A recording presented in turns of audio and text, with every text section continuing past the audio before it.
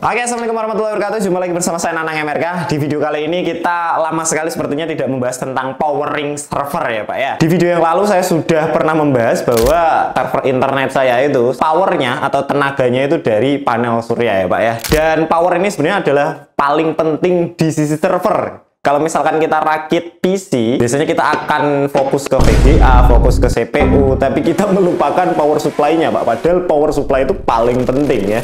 Karena semua kelistrikan diawali dari sana. Nah, sama juga seperti server, kelistrikan ini harus kita perhatikan secara detail ya Pak ya. Di video yang lalu, setelah video itu naik, banyak sekali yang sharing dengan saya soal kelistrikan server. Nah, di video tersebut, saya kan merakit kelistrikan server saya menggunakan panel surya Pak. Tetapi, di situ saya menggunakan inverter Kenika yang notabene-nya inverternya itu bukan untuk inverter panel surya. Ya, dia bekerjanya persis seperti UPS lah. Jadi, dia bisa ngecas baterai, dia juga bisa bypass listrik PLN. Tetapi kalau misalkan kita pengen ada panel suryanya, kita bisa menambahkan MPPT atau SCC yang harus melakukan sentuhan sedikit lah supaya itu bisa mencharging baterainya. Nah, untuk merakit seperti itu kan sulit, apalagi kalau misalkan kita pemula. Nah, sekarang ada produk yang dia sudah built-in one, kita tidak perlu membeli modul-modul lagi atau merakit-rakit lagi. Namanya adalah inverter hybrid. Nah, inverter hybrid ini dia bisa menerima input power dari solar panel, sudah ada SCC-nya atau solar charger control di dalamnya, sudah ada baterainya juga, dan dia bisa bypass ke PLN dan macam sebagainya. Pokoknya fleksibel sekali lah. Dan ini dia inverternya. Ini nggak di-endorse ya, by the way ya. Ini saya pakai inverter Zamdon. Di sini saya memutuskan untuk membeli Zamdon ini karena satu, harganya terjangkau Pak. Kedua, dia hybrid. Tiga, saya lihat fiturnya banyak. Keempat, jarang ada yang pakai di Indonesia. Jadi memang teman-teman search di YouTube jarang banget ada yang mereview inverter Zamdon. Nah, inverter Zamdon ini saya memutuskan untuk membeli 12 volt. Sebelumnya saya memakai sistem 24 volt dengan inverter 2000 watt. Saya merasakan sebenarnya 24 volt itu akan sangat sulit sekali kalau misalkan baterainya maintenance kita harus beli 2 sel 12 volt itu kan pemborosan. Nah, makanya kalau untuk server, sepertinya server saya kan konsumsi dayanya kurang lebih hanya 70 watt saja. Jadi saya memutuskan untuk kayaknya lebih prefer atau lebih terjangkau jika saya menggunakan instalasi dengan 12 volt. Nah, di sini saya menggunakan inverter Zamdon hybrid, dia 12 volt 1000 watt. Oke. Nah, inverter hybrid ini beratnya cukup berat. Nanti link pembeliannya akan saya kasih di deskripsi di bawah ya Pak ya. Jadi ini adalah inverter low frequency pure sine wave. Jadi dia pakai trafotoroid. Nah, ya. Dia 12 volt, sistemnya 1000 watt. Oke, kita buka dulu inverternya seperti apa. Jadi kita dapat buku panduannya Pak dari Zamdon, dan kemudian kita ini dapat inverternya. Ini berat banget ya, mungkin 10-15 kilo atau mungkin lebih. Cukup lumayan berat. Jadi inverternya lumayan kecil, segini doang.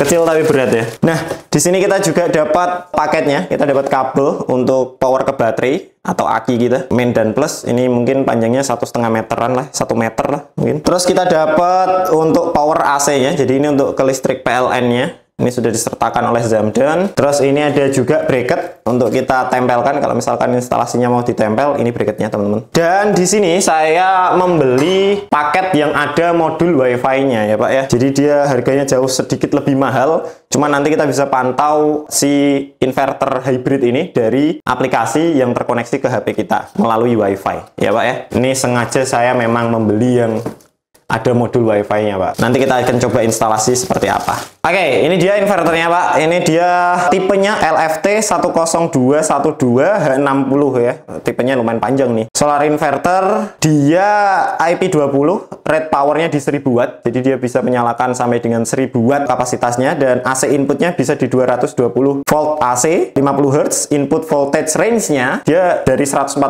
volt AC sampai 275 volt AC. Jadi dari mulai range yang paling kecil sampai yang lonjakan yang paling tinggi dia masih cukup tahan lah ya, sampai 275 volt Pak, lumayan tinggi tuh. Rate outputnya bisa di 220 volt AC dan dia ada stabilizernya, jadi menjaga terus perangkat kita untuk mendapatkan supply listrik di 200 volt lah. Kemudian dia rate baterai voltage-nya di 12 volt, ini yang saya beli. Ada yang varian 24 volt juga, ada yang varian 48 volt juga. Dan sebenarnya kalau misalkan teman-teman perhatikan, inverter Zamdon ini bentuk inverternya tidak akan asing Pak, karena banyak sekali inverter yang mirip ini tapi mereknya nggak Zamdon. Karena memang ya ini semacam kayak rebranding gitu lah. Kalau misalkan teman-teman tahu apa ya, kalau di router itu Tarmok, kemudian Novcare dan lain macam sebagainya kan biasanya dia rebranding merek-merek tertentu. Nah, sama seperti inverter ini. Nggak cuman merek Zamdon tok yang seperti ini. Terus kemudian di bagian PV inputnya atau solar panelnya, dia bisa sampai 840 watt. Ini cukup lumayan tinggi. Dan max PV input voltage-nya di 120 volt ya Pak ya. MPPT tracking range-nya di 15 sampai 80 volt. Terus max charging PV current-nya di bagian solar panelnya sampai 60 ampere. Jadi cukup lumayan lah ya untuk sebuah inverter yang harganya terjangkau sekali. Untuk bentuk depannya seperti ini Pak. Wih, berat sekali. Jadi di ini ada tulisannya Zamdon begitu. Kemudian ada 4 LED indikator, ada juga 4 button. Dan di sini ada tulisan pure sine wave. Jadi karena memang inverternya pure sine wave, ada tulisan low frequency PV inverter dan dia sudah terstandarisasi ISO 9001. Ini cukup penting karena biasanya kalau misalkan teman-teman mau jadi reseller ISP atau bahkan jadi ISP, diwajibkan untuk menggunakan perangkat-perangkat yang memiliki standarisasi ISO 9001 ya Pak ya. Kalau misalkan teman-teman gunakan OLT jenis Yuso dan macam sebagainya, itu nggak tersertifikasi ISO 9001 kayaknya kan. Makanya itu performanya cukup lumayan tidak bagus ya. Nah, untuk menjaga supaya performanya tetap bagus, itu jangan sampai listriknya terputus. Salah satu upaya yang saya pakai adalah menggunakan inverter hybrid semacam ini, begitu ya. Di bagian atas dulu, ini ada WiFi GPRS-nya. Nanti kita bisa taruh modul WiFi GPRS-nya di sini. Kemudian ada RS4851, ini untuk komunikasi dengan smart BMS gitu ya. Kalau misalkan kita pakai baterai yang BMS-nya smart, kita bisa konekkan lewat sini. Kemudian ada PV Plus dan PV Min. Ini PV Plus, PV Minus ini untuk input dari solar panel ya Pak ya. Nanti bisa diinputkan ke sini. Dan ini ada baterai plus, baterai min. Ini untuk baterai kita. Dan ini ada AC input. Ini untuk input dari PLN. Dan nanti outputnya bentuknya seperti ini. Jadi bukan seperti PV ini, tapi dia bentuknya colokan ya. Colokan 3 fasa. Kemudian di sini ada PE atau grounding. Kalau misalkan kita mau menambahkan grounding di inverter ini. Penting loh Pak grounding itu. Kebetulan server saya sudah saya kasih grounding. Kebetulan ya. Nah oke, kita akan coba nyalakan dan lihat beberapa fitur-fitur dari inverter Zamdon ini Pak. Oke kawan-kawan, di sini saya akan mencoba inverternya menggunakan baterai lithium. Ini jenisnya lithium iron fosfat atau LiFePO4 ya, 12 volt. Saya sangat menyarankan dengan semuanya pakai baterai jenis lithium ya teman-teman, karena baterai lithium ini yang menurut saya yang cukup paling powerful untuk sekarang daripada aki basah, aki kering, atau aki-aki kendaraan lah ya Pak ya. Karena baterai lithium ini dia nanti tidak punya floating atau punya tegangan kerja seperti aki gitu, dan dia jangkauan usianya jauh lebih lama. Di sini saya rakit sendiri. Nanti teman-teman bisa merakit dengan melihat video-video dari konten kreator panel surya. Itu jauh lebih lengkap daripada konten-konten saya soal merakit baterai LiFePO ini. Nah, di sini saya gunakan LiFePO 100 ampere hour ya Pak ya. Jadi dia tegangannya 12 volt. Arusnya bisa sampai 100 ampere. Cuman di sini untuk BMS-nya saya gunakan 60 ampere. Dia 4S ya. Artinya ada 4 sel baterai. 1, 2, 3, 4. Di sini saya rakit sedemikian rupa, nanti ada videonya saya sertakan ya Pak ya. Ini dia di 14 volt teman-teman untuk tegangan baterainya. Ini saya belinya second, cuman tegangannya masih bagus, alhamdulillah. Nah, ini untuk menyalakan inverter, pastikan baterai dulu yang tertancap ke inverternya ya. Jangan listrik arus AC dulu atau mungkin PV dulu, jangan. Jadi kita akan coba, ini tak lepas locknya dulu ya Pak ya. Oke, ini ada bautnya, kita tinggal lepas saja. Ini kabel yang disertakan oleh Zamdon tadi. Putar-putar, kita pasang locknya lagi supaya menghindari bersentuhan dengan perangkat yang lain ya. Tinggal yang sisi positif. Mau dari baterai dulu boleh, mau dari inverter dulu boleh, terserah. Oke, kita pasang locknya lagi. Oke, sudah terpasang. Untuk sisi baterai kita tinggal tancapkan, mau plus dulu mau minus dulu boleh, yang penting jangan terbalik, yang plus di plus, minus di minus ya. Kalau terbalik, kalau perangkat DC itu pasti konslet ya Pak ya, jadi hati-hati. Ini saya tancapkan, ini untuk yang minus. Hati-hati karena meletik. Tuh. Meletik ya. Apalagi ini 100 ampere ya, tegangannya cukup besar. Nanti kalau misalkan teman-teman bingung untuk rakit baterainya gimana, nanti tinggal beli aja di link deskripsi di bawah yang sudah rakitan. Saya lebih menyarankan Anda untuk itu sih, karena untuk pemula merakit seperti ini cukup berbahaya dan rawan gagal ya Pak ya. Kita tinggal masukkan untuk yang PLN. Jadi ini dia bekerja seperti UPS persis. Ini kita masukkan ke AC input. Nah, bagian AC input, oke, tak colokkan di bawah dulu. Oke, jangan dinyalakan dulu ya, tapi itu ada switchnya. Jadi pastikan dulu baterainya yang masuk ke inverternya. Jadi kita akan coba nyalakan inverternya. Ini sudah saya tancapkan untuk baterainya dan PLN-nya. Ini by the way saya tidak ada solar panel. Solar panelnya ada di server. Jadinya membawa kabelnya ke sini agak lumayan susah. Jadi nanti untuk instalasinya saja kita akan masukkan solar panelnya ya Pak ya. Dan untuk menyalakan inverter dari Zamdun ini, teman-teman tinggal tekan tombol ini nih. Ini kita tekan saja. Nanti dia akan bunyi tit seperti itu. Nah, ada beberapa item yang penting, yaitu item ini Pak, buku panduan. Ini jangan terbuang ya. Di sini ada bahasa Inggris dan bahasa Indonesia. Di sini bisa kita pelajari nanti, ada mode-mode dan macam sebagainya. Cuman saya akan tunjukkan beberapa mode yang menurut saya penting begitu. Oke, jadi ini adalah display dari inverternya, teman-teman. Bisa lihat di layar display. Kalau misalkan pertama dia menyala, ini displaynya adalah outputnya.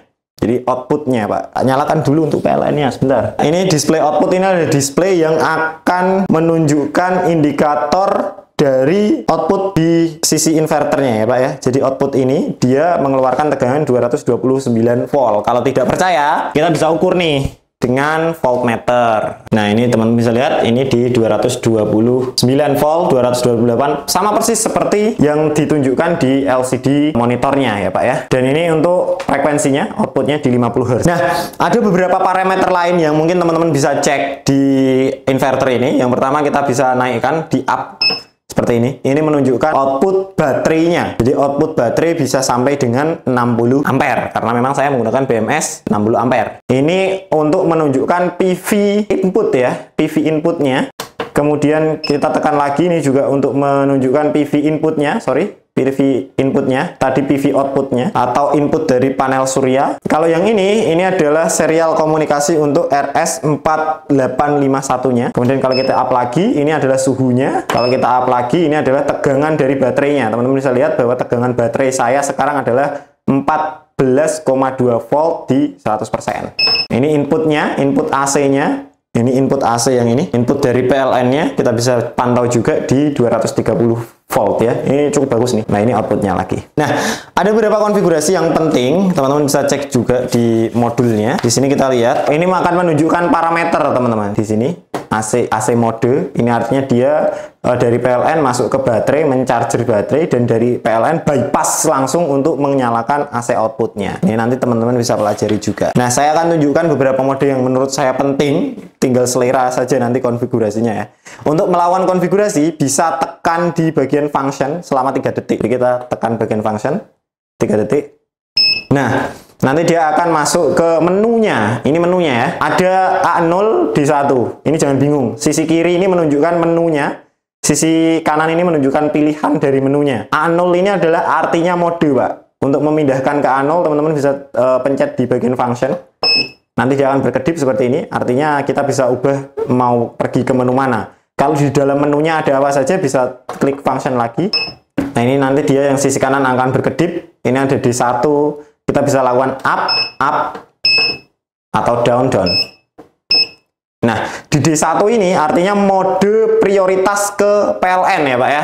Jadi nanti dia akan langsung bypass dari PLN menyalakan output. Jadi dari PLN nanti dia akan mengecas baterai. Jika kita pengen mengecas, kita nyalakan konfigurasinya. Dia nanti akan langsung otomatis bypass ke PLN. Dan nanti ketika PLN mati, dia akan otomatis terbackup oleh baterai. Seperti itu. Ini di mode D1. Mari kita coba mode D1. Saya akan coba tancapkan ini lampu untuk masuk ke menu lagi.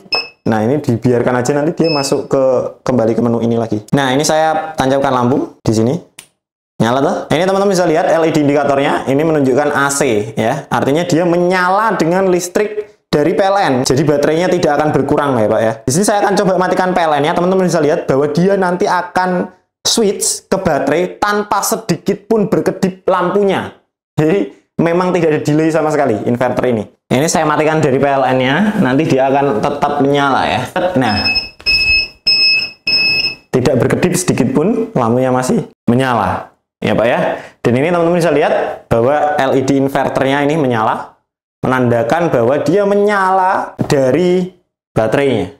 Dan kalau misalkan kita nyalakan PLN lagi, kalau misalkan PLN mati ini kan simulasinya, kalau PLN nyala lagi, nanti dia akan otomatis terbypass ke PLN. Kita nyalakan lagi PLN-nya, dia akan berpindah langsung ke AC. Jadi baterainya akan di-charge jika kita menyeting charge, dan dia akan langsung berpindah ke listrik dari PLN. Baterainya sudah tidak digunakan lagi. Ya Pak ya, ini sama persis seperti UPS untuk sistem ini. Di mode-mode sudah ya. Kemudian kalau kita pindah ke function lagi, kita tekan function 3 detik. Nah, ini tak matikan dulu, mengganggu. Kalau kita tekan di mode D1, tadi dia prioritas ke PLN. Kalau misalkan kita tekan up, ini di mode eco ya Pak ya. Nanti dia akan menganalisa sendiri. Dia akan bergantian terus antara baterai dan juga PLN. Terus di mode D3, jadi dia akan di mode tenaga surya. Dia menyala dengan baterai, Pak. Jadi mau ada PLN masuk, dia akan tetap menyala dengan baterai sebagai prioritas begitu. Nah, ini kita pakai mode PLN aja. Nah, biasanya sih saya pakai mode yang D3 ini sih. Karena saya punya panel surya, jadi nanti PV-nya dia akan ngecas baterai dan juga menyalakan inverternya gitu. Nah, kemudian kalau misalkan kita tekan function lagi untuk pindah ke kiri, untuk berganti menu. Nah, ini ada, kita up, ada A1, mode atur arus pengisian daya. Jadi dia bisa mengatur mode arus untuk mencharging baterainya. Untuk di sini ada beberapa level, ada C0 sampai dengan C6. Jadi ampernya tidak tahu berapa persisnya, cuman kita bisa atur lah pokoknya ya. Kemudian ada di mode A2. Di A2 ini ada tegangan pengisian konstan. Kemudian di A3 ini ada tegangan pengisian mengambang atau floating biasanya kalau teman-teman nyebut. Ada tegangan rendah titik perlindungan. Ini istilahnya ada auto cut-nya. Fitur ini penting sekali kalau misalkan kita menggunakan baterai lithium atau baterai apapun lah ya. Auto cut charging itu penting sekali Pak. Jadi nanti kalau tegangannya sudah 10,0,5 volt, nanti dia akan diputus tegangan baterainya dan akan menyala dengan PLN. Ini cocok banget terutama untuk saya yang panel suryanya masih belum bisa menyala 24 jam kan. Jadi nanti kalau misalkan baterainya sudah dirasa tegangannya 10,5 volt, dia akan dipindahkan ke PLN gitu. Kemudian ada A5. A5 ini adalah output mulai otomatis memulihkan atau reconnect. Ini 13,2 terlalu tinggi, Pak. Kita akan setting di 12,6 volt. Ini suka-suka sih sebenarnya. Tinggal nanti kita nge-treat baterainya seperti apa. Di 12,5 volt ya. Ini saya. Jadi nanti kalau tegangan baterai sudah 12,5 volt, dia akan menyala kembali untuk inverternya. Kalau di bawah 12,5 volt, nanti dia akan auto cut dan langsung terbypass ke PLN gitu. Cukup lumayan banyak sih fiturnya. Kemudian di sini ada A6. A6-nya adalah pasokan tegangan supply inverter atau charge ya. Ini untuk kita nge-charge baterainya mau seperti apa gitu. Nah, ini ada mode A7. A7 ini adalah mode nilai tegangan saat beralih ke panel surya atau ke listrik AC. Kita bisa atur secara manual di sini ya Pak ya. Dan di A8 ini ada frekuensi yang mau kita pakai, ada 50 Hz dan juga ada 60 Hz yang tersedia. Kemudian di sini ada output di sini juga kita bisa setting mau 220 volt atau berapa volt, kita bisa setting juga. Ada di A10 ini untuk menentukan jenis baterai. Semuanya ada di modul ini ya Pak ya. Jadi itu aja sih paling. Untuk fungsi yang paling penting, jadi inverter ini juga tetap bisa menyala kalau misalkan teman-teman nggak punya panel surya. Jadi dia bekerja persis seperti UPS. Dan fleksibilitasnya kalau misalkan kita pengen menyalakan dia menggunakan solar panel, dia sudah ada input PV-nya. Itulah keunggulan dari inverter hybrid. Nanti untuk instalasi di servernya kita susulkan videonya, itu pasti akan seru sekali dan nanti akan teman-teman juga akan lihat seperti apa sih saya mempertahankan server saya untuk hidup 24 jam terus-menerus sampai nanti dia rusak semuanya alat itu yang ada di dalam begitu. Karena itu yang paling penting ya dengan menggunakan inverter Zamdon 12 volt tentunya. Terima kasih sudah menonton. Wassalamualaikum warahmatullahi wabarakatuh.